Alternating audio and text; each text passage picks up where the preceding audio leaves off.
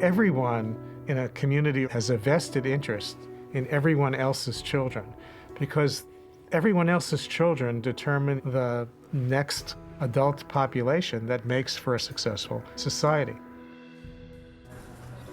Built into our biology is the need to have responsive interactions with adults. Neglect for children is when they don't get what the brain is expecting to get, what the child is expecting to get, what we are biologically prepared and waiting for, which is input from those around us. It's this back and forth serve and return interaction that literally shapes the architecture of the brain. Serve and return begins when a child looks at something or observes something, makes an utterance, and that represents the serve. And the return is when the parent notices the child doing these things and responds to the child. Under conditions where serve and return is broken, you literally are pulling away what is the essential ingredient of the development of human brain architecture. It was a really compelling series of experiments where they started by videotaping the mother and the baby engaging in cooing and smiling.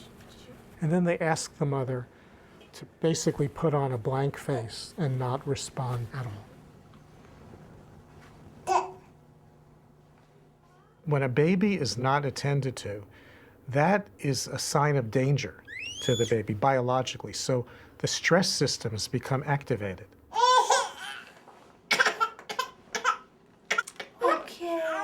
In a brain that is constantly bathed in stress hormones, not that's up and down, that comes with normal development, certain key synapses, the connections between nerves, fail to form, and critical regions of the brain. So neglect both fails to provide the stimulation that's needed to develop the basic architecture, and when it's at a certain level, is one of the most potent activators of the stress biology of a young child. So you get a double whammy. Science points to 4 categories of this spectrum of neglect. The first category would be what's called occasional inattention, where children experience responsiveness most of the time, but occasionally adults don't respond. There's no harm in that, and in fact, there's probably some benefit. A child can learn to self-soothe and explore the environment, and all of those opportunities build brain architecture. The second category, scientists would call chronic understimulation, is where on a regular basis, children have less interaction with the adults around them than is needed for healthy development.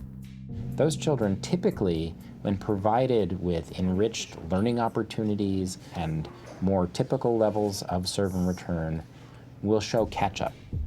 The third category is what science would call severe neglect in a family where not only are there prolonged periods of inattention and lack of responsiveness, but often also associated with not being fed enough, not being bathed enough, not having basic needs met.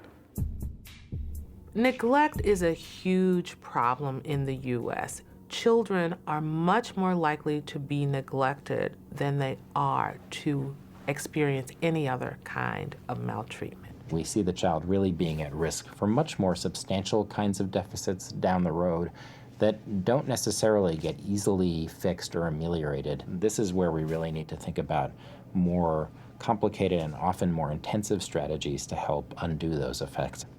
The fourth category, called severe neglect, generally found in institutional settings, is a result of children living in kind of warehoused type situation in orphanages. And it doesn't have to even be as extreme as orphanages. It can be experiences that are regretfully occurring in many, many parts of our country. Often institutional care in this country is under the euphemistic name of transitional care or temporary care or assessment facilities. If you think about what institutional or residential care would look like for an infant, where there's somebody new coming onto the shift every 8 hours, it really alters the development of the child's brain architecture and other aspects of the child's development. We have the potential to change children's developmental trajectories. Interventions can apply to parents to foster parents or adoptive parents, child care settings, Head Start settings, and other kinds of settings.